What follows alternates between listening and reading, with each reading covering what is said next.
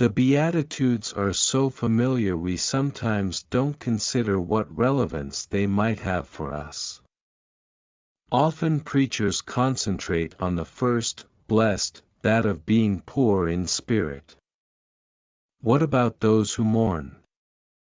Anyone who is reading this is old enough to have mourned. We have lost parents or grandparents, friends, or children, and have suffered from it. That I have known people who are still mourning a parent after 20 or 30 years.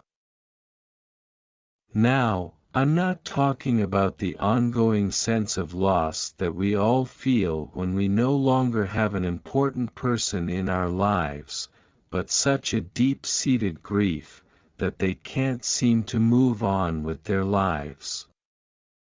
Sometimes, this death has occurred after months, or even years of suffering. I wonder what they believe about death and eternal life. Jesus' promise is that he has conquered death by his own death and resurrection.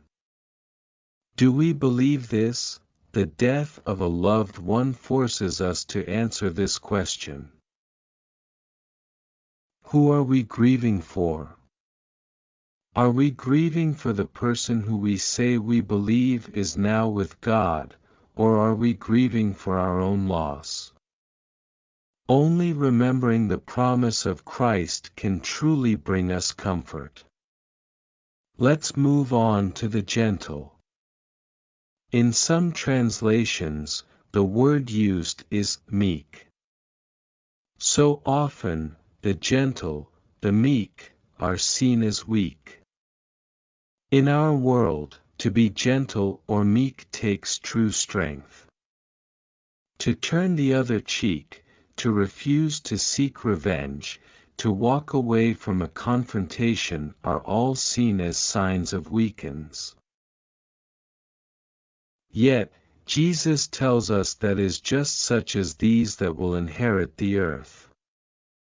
Our media tells us that violence is the answer to all the questions, and yet more was accomplished by the likes of Gandhi, Martin Luther King, Jr., and Mother Teresa of Calcutta, than by those who believe in violence.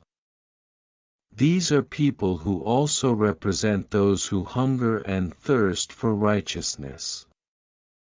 Let us follow their example so that we, too, will be filled. Let's pray. Lord, let us take some time to meditate on the Beatitudes so that we may know how you want us to live. Amen.